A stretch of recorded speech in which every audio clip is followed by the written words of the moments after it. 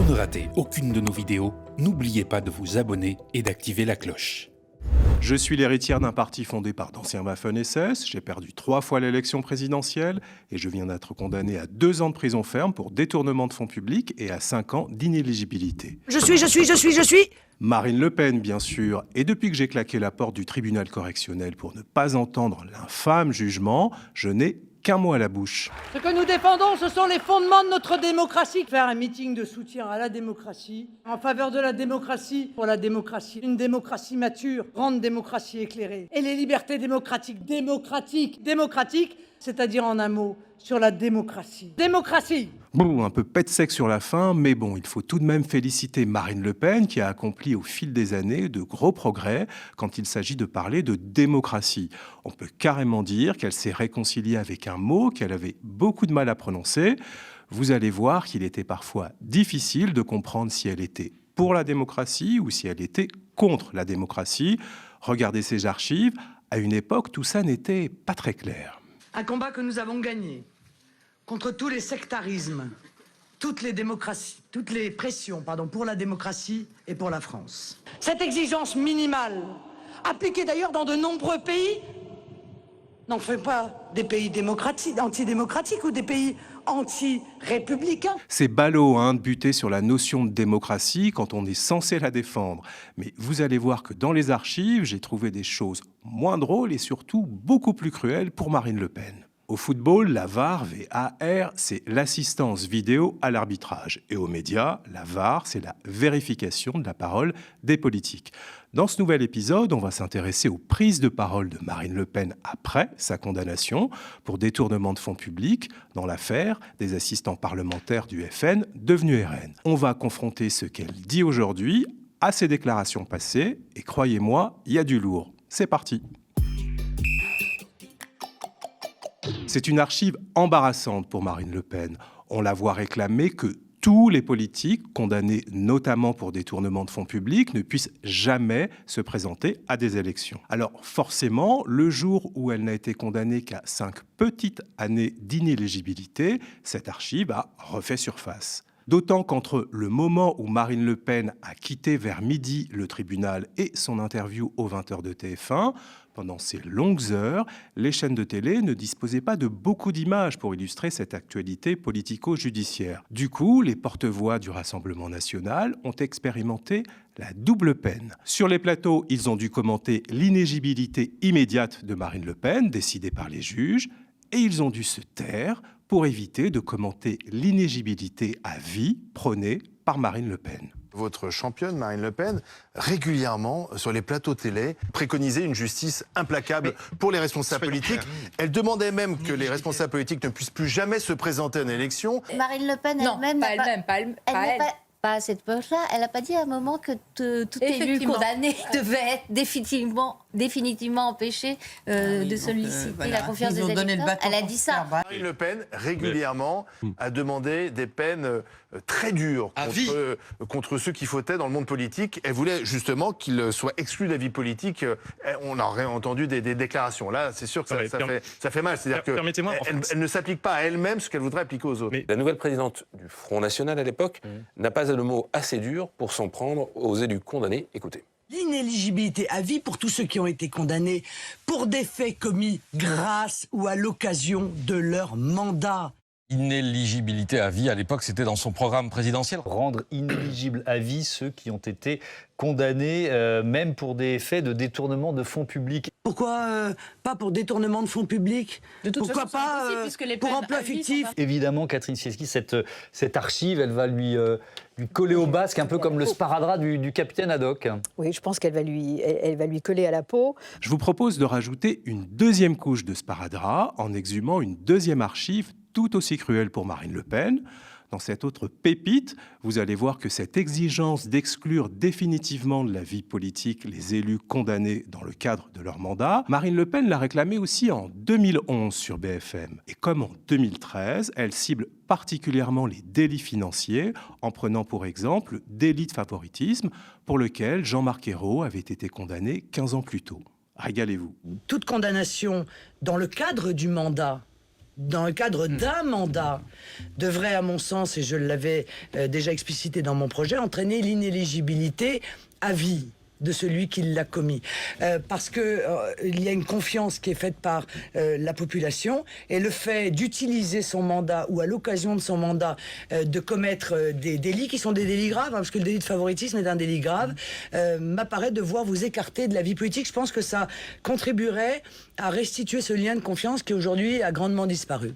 En 2011, sur BFM, Marine Le Pen prend pour exemple le délit de favoritisme. En 2013, sur Public Sénat, elle ajoute le détournement de fonds publics, pour lequel elle vient d'être condamnée à 2 ans de prison ferme avant qu'elle ne fasse appel. Aujourd'hui, elle affirme qu'elle n'a pas changé d'avis sur l'inéligibilité à vie pour les responsables politiques condamnés pour détournement de fonds publics. Mais, aux surprises, Marine Le Pen explique qu'elle ne se sent pas du tout concernée. Il n'y a pas de contradiction avec ce que je disais en 2013. Le détournement de fonds publics, ça a toujours été. Je prends l'argent public et je le mets dans ma poche. Et c'est impardonnable. Ce n'est pas le cas de l'affaire qui nous occupe. Le détournement de fonds publics a évolué d'un point de vue jurisprudentiel à un point où il est devenu insensé. Les détournements de fonds publics, c'était prendre l'argent public à son bénéfice personnel. Mais non, ce qui est insensé en réalité, c'est le culot dont fait preuve Marine Le Pen dans cette interview aux Parisiens. Contrairement à ce qu'elle dit, les tribunaux n'ont pas changé du jour au lendemain leur interprétation du droit pénal concernant le détournement de fonds publics. En 2013, lorsqu'elle en parle sur Public Sénat, Marine Le Pen, qui est avocate, n'ignore pas que Jacques Chirac a été condamné 2 ans auparavant pour ce même motif dans une affaire similaire à la sienne. La preuve en images. Jacques Chirac ne coulera pas une retraite tranquille. L'ancien chef d'État est mis en examen. Monsieur Jacques Chirac a été mis en examen pour détournement de fonds publics. Jacques Chirac sera jugé pour détournement de fonds publics et emploi présumé fictif. Jacques Chirac reconnu coupable de détournement de fonds publics, abus de confiance, ingérence et prise illégale d'intérêt. Chirac condamné pour détournement de fonds publics dans l'affaire des emplois fictifs de la mairie de Paris. Des emplois fictifs pour lesquels Marine Le Pen demandait justement en 2013 l'inéligibilité à vie. Mais manque de chance pour elle, l'affaire des emplois fictifs de la mairie de Paris ressemble beaucoup à son affaire des assistants parlementaires du FN devenus RN. Du moins, si on en croit Pascal Praud. Jacques Chirac, oui. Condamné. C'était une époque où effectivement il n'y avait pas le financement des partis politiques et on cherchait des moyens de rémunérer en l'occurrence des permanents du RPR et effectivement on les avait mis comme emploi fictif à la ville de Paris. Tout comme des permanents du FN ont été rémunérés par des contrats fictifs du Parlement européen selon le jugement du tribunal correctionnel de Paris. Pour son inéligibilité à vie, Marine Le Pen coche bien donc les 2 cases qu'elle a elle-même définies. Pourquoi pas pour détournement de fonds publics? Pourquoi pas pour emploi fictif? C'est sûr que là, ça ferait tomber un certain nombre de personnes au Parti socialiste. Et au RN, ça ferait tomber Marine Le Pen. Mais comment expliquer cet argument de Marine Le Pen disant que la jurisprudence a soi-disant évolué alors que ça ne tient pas du tout la route? Elle a pourtant eu le temps de préparer sa réplique parce que la fameuse archive de 2013 dans laquelle elle souhaite rendre inéligibles à vie les élus condamnés pour des délits financiers, cette archive a été exhumée en novembre.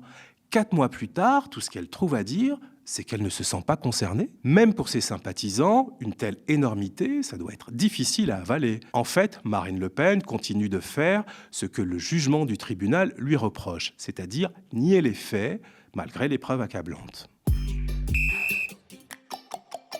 Après sa condamnation, la réplique médiatique de Marine Le Pen s'est déroulée en 3 temps. D'abord aux 20h de TF1, le soir même du jugement. Le lendemain, elle a ouvert à la presse la réunion de son groupe à l'Assemblée. Et à J+3, elle a accordé une interview aux Parisiens. On commence par l'acte 1, le plus important, son interview sur TF1, qui lui a permis de cadrer sa ligne de défense devant 7 millions de téléspectateurs.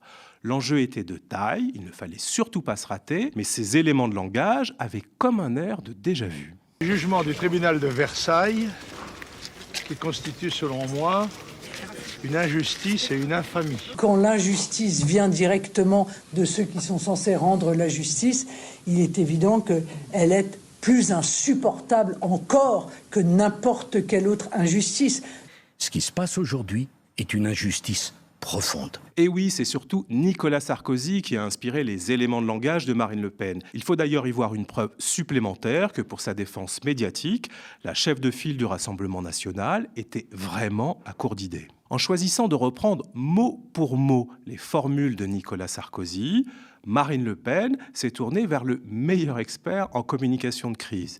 Il faut dire que Sarkozy a eu de nombreuses occasions de peaufiner ses éléments de langage après sa garde à vue, après sa mise en examen, après sa première condamnation et après sa deuxième condamnation. Vous allez le voir, les similitudes sont nombreuses entre la défense de Sarkozy et celle de Le Pen.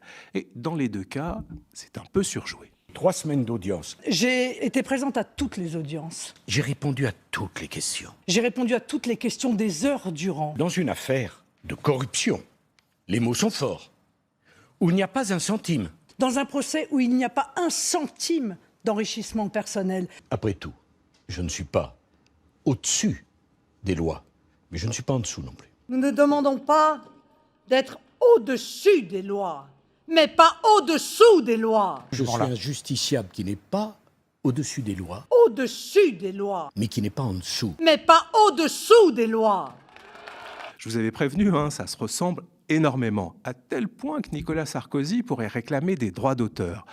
Tout ça donne l'impression qu'on frôle le plagiat. Et maintenant, pensez à ce pauvre Gilles Boulot, condamné à revivre la même scène sur le plateau du 20h de TF1, comme dans le film Un jour sans fin. À chaque interview, il se retrouve face aux mêmes éléments de langage, servis par Sarkozy, puis par Le Pen. On dirait vraiment une rediff où seul le nom des acteurs change, mais leur défense, leur posture, leur dialogue restent les mêmes. Regardez. Monsieur Boulot, quand même, on est dans un état de droit. On ne peut pas se comporter comme ça. L'état de droit a été totalement violé. Est-ce que c'est une pratique démocratique? Et moi, je ne suis pas prête à me soumettre à un déni de démocratie. Quand on a son innocence et la certitude de son innocence. Évidemment que nous sommes tous innocents. Je suis combative. Je me bats. Je ne vais pas me laisser éliminer ainsi. Je n'ai rien perdu de mon énergie. Je vais mener les voies de recours que je peux. Il y a un petit chemin. C'est un long chemin. Il est certes étroit, mais il existe par la Convention européenne des droits de l'homme. S'il faut aller devant la Cour européenne des droits de l'homme pour faire triompher la vérité, j'irai. Petite parenthèse sur la Cour européenne des droits de l'homme, la CEDH, que Marine Le Pen souhaite saisir, alors que la CEDH est une instance dont elle a régulièrement contesté la légitimité. S'ils regardent ces archives, les juges européens vont bien se marrer. Est-ce que c'est à la Cour européenne des droits de l'homme de décider ? Non, je ne le crois pas. Vous savez très bien que moi, je suis pour que les lois françaises et que les institutions françaises aient le dernier mot. La CEDH est devenue un organe politique extrêmement puissant, grisé par son propre pouvoir. Un pouvoir exorbitant, pas de légitimité démocratique. Il ne me semble pas exagéré de reprendre l'expression de gouvernement des juges. Et à propos de justice, Marine Le Pen a aussi piqué à Nicolas Sarkozy son idée d'exhumer un communiqué du syndicat de la magistrature appelant à voter contre elle. Cela n'a pas de rapport avec sa condamnation, mais après tout, agiter le chiffon des juges rouges quand on est de droite, c'est un bon moyen de discréditer les décisions de justice quand elles vous sont défavorables, comme le montre ce montage. Cette affaire, je ne peux m'empêcher de la mettre en résonance avec le communiqué du syndicat de la magistrature. La lettre que j'ai reçue du même syndicat de la magistrature. Le syndicat de la magistrature en appelle aux magistrats pour empêcher le Rassemblement national d'accéder au pouvoir. Nous avons décidé, dit le syndicat de la magistrature, d'appeler à voter vous-même qui les contre vous. Du début à la fin de son plan média, Marine Le Pen a donc repris quasiment tout le répertoire de Nicolas Sarkozy. Mais en cas de procès pour plagiat, elle pourra toujours se défendre en disant que Sarkozy avait lui-même repris une bonne partie du programme du FN. Chacun a recyclé les recettes de l'autre et la boucle est bouclée. Quand les affaires touchaient les autres partis politiques, Marine Le Pen ne s'est jamais privée de donner des leçons de morale. Elle reprochait régulièrement à ses adversaires de toujours adopter la même ligne de défense face à la justice et aux médias. Elle avait une façon bien à elle de dénoncer leur manque d'exemplarité et leur propension à se victimiser. Regardez comment, sur les plateaux télé, elle a souvent récité un refrain appris par cœur. C'est toujours la même tactique de défense. Je remarque que c'est toujours les mêmes réflexes, que ce soit des petits délinquants ou que ce soit des grands. Que ce soit les petits voyous de banlieue ou que ce soit les grands ministres. C'est c'est pas vrai. C'est pas vrai. Puis quand on démontre que c'est vrai, 2, c'est pas moi. Quand on démontre que c'est vrai, 2, c'est pas moi. Et quand on démontre que c'est eux, 3, c'est pas grave. Quand on démontre que c'est lui, 3, c'est pas grave. C'est pas grave, c'est-à-dire tout le monde le fait. Eh bien, ceci n'est plus supportable et les Français ne devraient plus le supporter. Mais les Français supporteraient-ils la comparaison entre ce que Marine Le Pen reprochait aux politiques mis en cause par la justice et la ligne de défense de Marine Le Pen mise en cause par la justice? Autrement dit, est-ce que Marine Le Pen s'est défendue comme les petits délinquants présumés en disant « c'est pas vrai, c'est pas moi, c'est pas grave, tout le monde fait pareil ». Est-ce que Marine Le Pen a fait ça? Pour le savoir, j'ai donc confronté sa grande leçon de morale d'hier avec ses récentes déclarations. Regardez ce que ça donne. Je remarque que c'est toujours les mêmes réflexes, que ce soit des petits délinquants ou que ce soit des grands. C'est c'est pas vrai. Nous n'avons violé aucune règle. Puis quand on démontre que c'est vrai, 2, c'est pas moi. Je suis innocent. Et quand on démontre que c'est eux, 3, c'est pas grave. Il s'agit là d'un désaccord administratif avec le Parlement européen. Il n'y a pas d'enrichissement personnel, il n'y a pas de corruption, il n'y a rien de tout cela. C'est pas grave, c'est-à-dire tout le monde le fait. Toute l'opposition se fait reprocher la même chose. Monsieur Bayrou, nous-mêmes et Monsieur Mélenchon qui étaient dans l'opposition. Ça pique un peu, hein. Vous l'avez compris, il arrive à Marine Le Pen aujourd'hui ce qui s'est passé hier avec François Fillon, c'est-à-dire un retour de bâton. Souvenez-vous, quand il s'est lancé dans la course présidentielle, Fillon s'en est pris aux ennuis judiciaires de Nicolas Sarkozy. Il en a fait son principal argument politique contre son adversaire à la primaire des LR. Mais mal lui en a pris, car cela finit par se retourner contre lui, comme l'a constaté Pascal Praud. Qui imagine un seul instant le général de Gaulle mis en examen? François Fillon officiellement mis en examen pour détournement de fonds publics. Ceux qui ne respectent pas les lois de la République ne devraient pas pouvoir se présenter devant les électeurs. L'ancien Premier ministre a été reconnu définitivement coupable. N'imaginez pas le général de Gaulle mis en examen et sans doute n'imaginait-il pas non plus le général de Gaulle condamné à 2 ans de prison ferme. La vie est cruelle et les punchlines sont parfois des boomerangs. Pascal Praud a décidément raison. La vie est cruelle pour Marine Le Pen aussi, qui voit ses punchlines lui revenir en pleine face comme des boomerangs. Exactement comme pour François Fillon. Démonstration. Moi, ma veste, elle est immaculée. Moi, quand je réclame l'éthique et la morale, je me l'applique à moi-même. Condamnée à 4 ans de prison, dont 2 ans ferme, Marine Le Pen a vécu aujourd'hui le pire revers de sa carrière politique. Ce qu'il faudrait, c'est rendre inéligible à vie ceux qui ont été condamnés pour détournement de fonds publics. Marine Le Pen a été condamnée à l'inéligibilité immédiate pour 5 ans. Elle a été reconnue coupable de détournement de fonds publics. Quand allons-nous mettre en place l'inéligibilité à vie pour tous ceux qui ont été condamnés pour des faits commis grâce ou à l'occasion de leur mandat? Il faut également parler de ce slogan historique du Front National qui, depuis quelque temps, a curieusement disparu dans ses discours. Je veux parler de tête haute, main propre. Allez savoir pourquoi, on ne l'entend plus dans la bouche de Marine Le Pen. La peur de l'effet boomerang, peut-être. Nous n'avons pas de leçon de morale à recevoir, nous qui avançons tête haute et main propre. Nous sommes droits, honnêtes et patriotes. Honnête. Sur les 24 personnes condamnées lors du procès du Rassemblement national dans l'affaire des assistants parlementaires, 12 ont renoncé à faire appel selon l'AFP. 12 personnes sont donc définitivement condamnées dans cette affaire. Ce qui n'est pas le cas de Marine Le Pen, puisqu'elle a interjeté appel. Elle doit donc être considérée comme innocente jusqu'au jugement qui sera rendu à l'été 2026. Heureusement pour elle, Marine Le Pen n'a jamais déclaré que son parti ne doit pas attendre la décision d'une cour d'appel pour se débarrasser des personnes en délicatesse avec la justice. Ça, non. À moins que Marine Le Pen ait réellement déclaré, je la cite, « Lorsque nous avons eu affaire à des personnes qui étaient indélicates, ça peut arriver dans un parti politique, nous les avons jetées à la porte. On n'a pas attendu qu'une décision définitive de justice intervienne. » Mais ça, c'était avant, c'était en 2011 sur France 24. Il était question d'affaires politico-financières. C'était une époque où Marine Le Pen revendiquait encore le slogan « tête haute, main propre ». Le slogan « tête haute, main propre », oui, tête haute et main propre, exactement. Parce que pour grimper au cocotier, comme le dit oui, mais il y a aucun un proverbe problème. africain, il faut avoir le derrière propre. Mais il n'y a absolument aucun problème. Le Front National n'a jamais été mis en cause dans aucune de ces affaires. Et lorsque nous avons eu affaire, madame, lorsque nous avons eu affaire à des personnes qui étaient indélicats, ça peut arriver dans un parti politique, nous les avons jetés à la porte. Et on n'a pas attendu qu'une décision définitive de justice intervienne, comme ça a été le cas dans l'affaire Guérini, comme ça a été le cas dans l'affaire de cet élu socialiste qui a été condamné définitivement pour agression sexuelle. Nous, on prend nos responsabilités. Nous pouvons éventuellement avoir des gens qui parfois se tiennent mal, mais notre mouvement politique a toujours pris soin de prendre des décisions immédiatement. Alors, le Rassemblement national va-t-il respecter la jurisprudence édictée par Marine Le Pen et l'exclure du parti sans attendre la décision de la Cour d'appel ou de la Cour de cassation? C'est peu probable. D'autant que devant son groupe à l'Assemblée, Marine Le Pen a demandé qu'on respecte la présomption d'innocence. Mais cette demande, vous allez le voir, ne s'adressait pas à ses troupes, mais à ses adversaires politiques.